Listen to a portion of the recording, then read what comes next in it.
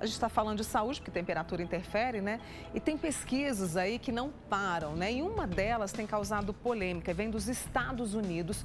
Uma pesquisadora considerou que o óleo de coco poderia ser muito ruim para a gente. Bom, na lista de benefícios dele estaria ali a prevenção contra doenças do coração. Aí eu convidei o cardiologista João Lucas Oconio. Doutor João Lucas, obrigada por ter vindo, viu? Obrigado, Mônica. Bom dia a todos. Para a gente falar dessa pesquisa, né? Porque as pesquisas não param, né, doutor João Lucas? E também de outros tipos de óleo que a gente tem na nossa casa e às vezes a gente não sabe como utilizar. Quer participar comigo? Vai fazer uma pergunta para o doutor João Lucas? Vamos aproveitar? Então, 99897.000.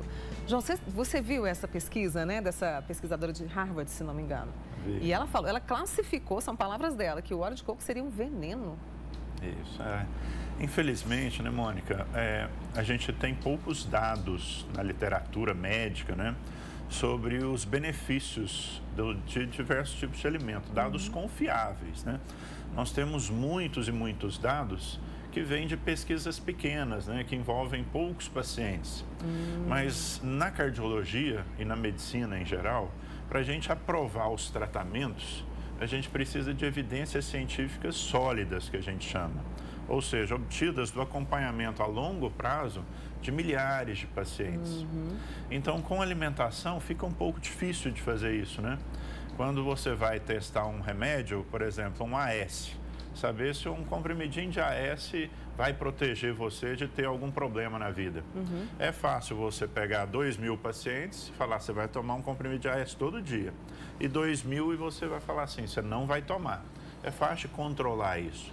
Quando se trata de alimento é um pouco difícil, porque a pessoa pode não comer um determinado alimento de manhã, mas no outro dia, na hora do almoço, ele já come, então fica um pouco mais complicado.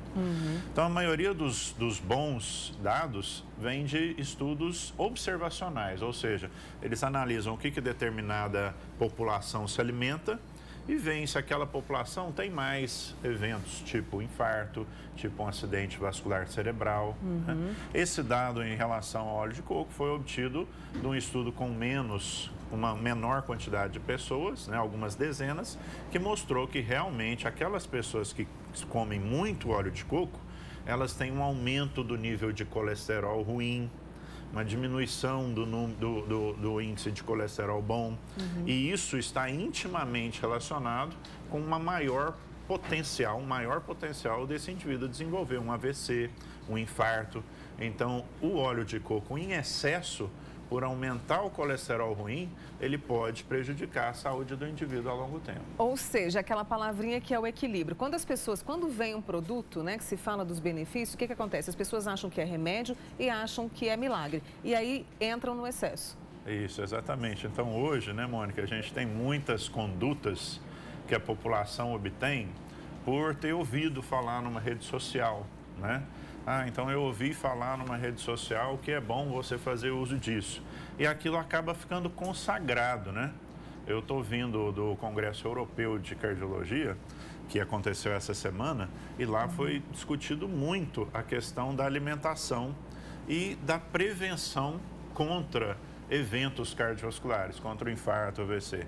Um choque, por exemplo, Mônica, foi que agora, só depois de uma história milenar da medicina, existiam algumas dúvidas, como, por exemplo, um indivíduo que tem um risco, mas que nunca apresentou um infarto, mas que tem um risco maior de apresentar um infarto, um acidente vascular cerebral, ele deve usar o AS?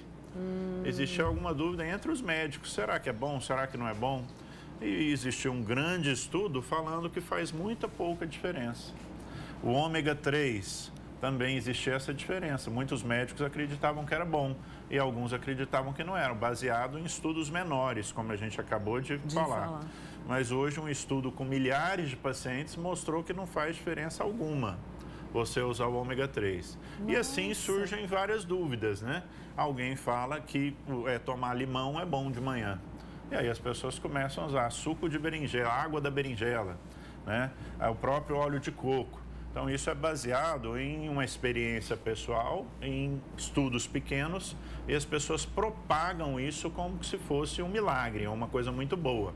Mas o médico só pode recomendar o uso disso quando esse tratamento é passado por um grande estudo científico que você mostra que realmente faz bem. No caso do óleo de coco que a gente está falando, o João Lucas vai continuar com a gente aqui para trabalhar mais essa questão, né, da alimentação. No caso do óleo de coco, como que a gente pode usar então? Quer dizer, não está proibido, pode usar, mas em excesso, como você disse, pode aumentar muito o colesterol. Como que a gente pode usar? Até uma dúvida da Elizabeth. Essa dúvida surgiu, Mônica, por um grande estudo que mostrou que a nossa alimentação, até poucos anos atrás, recomendava-se que a gente usasse só 30% de gordura na alimentação. E aí surgiu um grande estudo falando, ó, pode ser usado mais.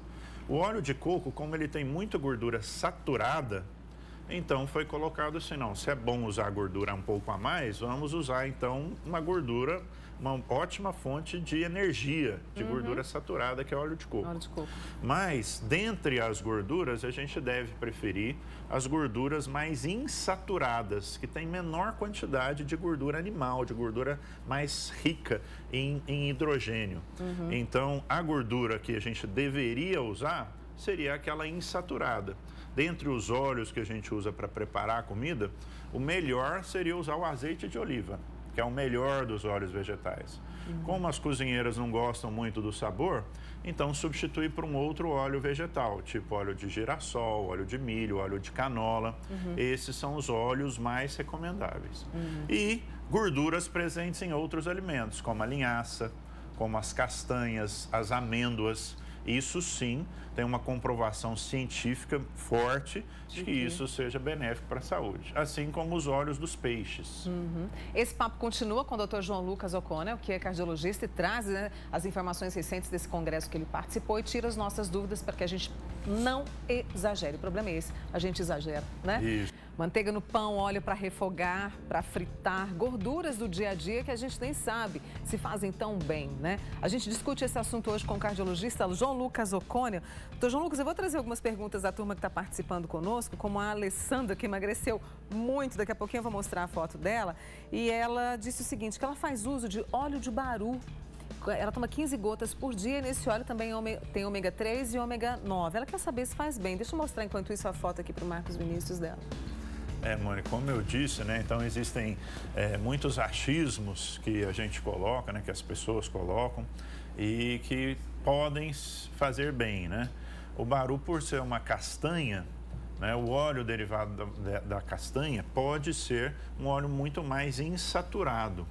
Então, esse tipo de gordura, ela sim faz bem. Mas não existe nenhum estudo científico, até onde eu saiba, com óleo de baru especificamente. Mas sabemos que as castanhas fazem muito bem, as amêndoas fazem muito bem, o azeite de oliva é excelente para nós. Então, provavelmente, o óleo derivado do baru também deve fazer bem, mas eu não posso afirmar isso com certeza. A gente tem aqui o Aguinaldo, lá de Uberaba, ele falou, Mônica, socorro, qual o melhor óleo? Porque eu tô com colesterol em 450. Aguinaldo, tá alto, não tá, João Lucas? Isso, Mônica. Uma coisa que nós temos certeza absoluta é que quanto mais alto o LDL colesterol do indivíduo, o colesterol ruim, maior vai ser a chance dele desenvolver algum problema ao longo da vida. Isso é uma certeza absoluta na medicina. E que quando a gente intervém, seja com mudança de estilo de vida, seja com alimentação, seja com o uso de algumas medicações, o risco desse indivíduo cai. Isso é, em todos os trabalhos que foram feitos nesse sentido, isso foi aprovado. Então, ele deve procurar fazer atividade física, fazer uma alimentação que seja rica em peixes, em castanhas, em amêndoas, em azeite de oliva, em frutas, vegetais. E se ele quiser comer uma gordura animal, que coma a carne vermelha, tirando o excesso de gordura, né? Que coma frango, que faça uso de leite e derivados do leite, preferindo, por exemplo, leite semidesnatado ou desnatado, e que um indivíduo com esse nível de colesterol tem que tomar remédio, não tem jeito. Ele precisa tomar medicação para trazer o colesterol dele para mais baixo. E uma coisa importante, por exemplo, a gente tem casos diferenciados aqui e você bem falou assim, a gente precisa saber... Não é para todo mundo que faz mal, porque tudo é individualizado, até a alimentação e o tipo de gordura que eu vou usar. Não sei se eu fui clara. Isso. Então, tem um indivíduo que às vezes treina 2, 3 horas por dia. Ou ele faz musculação, ou ele faz uma atividade aeróbica, como um ciclismo. Esse indivíduo, ele quer energia mais rápido e não quer obter energia de carboidrato. Então, tudo bem, ele poderia fazer o uso de uma dose um pouco mais moderada de óleo de coco. O que não dá para aceitar é você generalizar. Se não, comer 20 ovos por dia é bom. Talvez para o atleta que malha 3, 4 horas possa ser bom, mas isso não pode ser colocado como bom para a população geral. O óleo de coco, se você colocar um pouquinho para fazer a comida, você quer fazer com óleo de coco, você fizer bastante atividade física, você vai queimar aquilo. Mas se você é um indivíduo que já teve um infarto, já teve um AVC, você não deveria nunca fazer a sua comida com óleo derivado da banha do porco, com óleo de coco, com óleos altamente saturados. Você deveria procurar fazer com óleos vegetais. A gente tem alguns exemplos de óleo. Aqui a gente tem o óleo de coco, aqui nós temos o óleo de soja e a banha de porco. Tem gente que tem utilizado, voltou a usar a banha de porco, né? Isso, então o indivíduo ele pode, eu só como com a banha de porco, é o sabor que eu tenho da comida. Ele pode fazer, quanto menos uso ele fizer, melhor, mas ele tem que saber que o uso desse óleo não está protegendo ele, tá? Pelo contrário, pode estar prejudicando, né? Então ele não deveria fazer uso. E uma outra gordura muito ruim que a gente não citou aqui, mas já citou em outros programas, né, Mônica? Mas vale a pena rever para o seu telespectador, é a gordura trans, né? A gordura que ela é colocada em alguns alimentos para conservá-los, como a gordura que é colocada no sorvete, no requeijão, na bolacha recheada, no biscoito, nos bolos. Então, essa gordura, talvez, de todas as gorduras que a gente esteja falando, seja a pior delas. E o segredo fica na moderação, né, Mônica? Você falou, quem que não gosta de passar uma manteiga num pãozinho de manhã? Então, isso não vai ter problema nenhum se ele pegar e passar um pouco de manteiga e comer aquilo. Agora, o indivíduo quer fazer a comida dele na banha de porco e quer comer bacon, quer comer uma carne com alto teor de gordura. Esse indivíduo tem que saber que ele está colocando a sua saúde em risco ao longo prazo. Muitas perguntas chegando para o Dr. João Lucas. A Valdete, na terceira idade é mais difícil baixar o colesterol? O indivíduo que tem uma genética desfavorável, né, Mônica? Tem gente que se alimenta super bem e tem o colesterol muito alto. Esse indivíduo ele vai ter sempre dificuldade para controlar o colesterol. E é importante alertar ao seu telespectador que, apesar de todo remédio ter o lado ruim e o lado bom, o remédio do colesterol ele tem muito mais lado positivo do que negativo. Existe alguma alimentação que aumenta o colesterol bom, o HDL? A pergunta do Cleir. Existe. Então, o HDL, quanto mais alto, melhor. A melhor terapia para isso é a atividade física regular, mas os peixes, né, principalmente salmão, né, e os peixes em geral, as castanhas, as amêndoas e o azeite de oliva são as medicações, são os alimentos, né, que mais aumentam o HDL. E o vinho tinto também. Muito bom. Amendoim tem gordura boa? Amendoim tem gordura boa, o abacate tem gordura boa, né? Então o indivíduo deve fazer o uso de quantidades pequenas disso todo dia. Assim como legumes, frutas, estão altamente relacionados a uma melhor evolução do indivíduo. Olha só, lembra que você falou do limão, da água e limão? Pois é, o nosso amigo Anderson quer saber se água com limão em jejum ajuda a baixar o colesterol, a controlar. Isso, então isso é uma crendice, né, que se instalou, né, a água da berinjela, o limão. E muitas pessoas têm feito uso disso, né? E não existe uma evidência científica de que isso vá proteger. E pode, pelo contrário, até fazer mal. O limão, por ser muito ácido, pode machucar um pouco o estômago de pessoas mais sensíveis, né? Muito bem, deixa eu agradecer você, nosso tempo acabou, tá? Espero que você volte outras vezes para a gente poder falar mais e cuidar mais do nosso coração, viu, João? Eu que agradeço mais uma vez um convite, parabéns pelo seu programa e parabéns para a nossa linda cidade, que aniversaria hoje. Completando 130 anos. Dr. João Lucas O'Connell, cardiologista com a gente aqui hoje falando mais sobre o nosso coração. Obrigada, tá? Bom feriado, viu? Bom dia.